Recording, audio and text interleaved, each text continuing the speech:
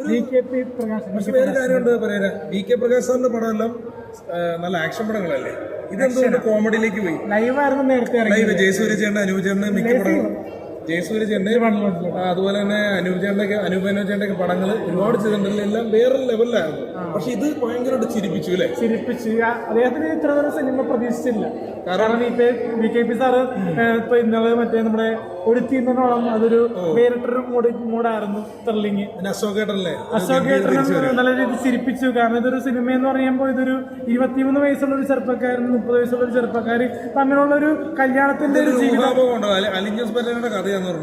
എന്റെ ഒരു ലൈഫ് കഥയായിട്ടൊരു ബന്ധമുണ്ട്. എന്റെ ജീവിതത്തിൽ ഒരു കല്യാണം നടക്കാൻ പോയതാണ്. പക്ഷെ ഞാൻ എന്റെ ഈ കൈയുള്ള മനക്കെട്ടി ഉള്ളതുകൊണ്ട് ആ കല്യാണത്തിൽ നിന്ന് കഥ കോപ്പി അടിച്ചാണോ?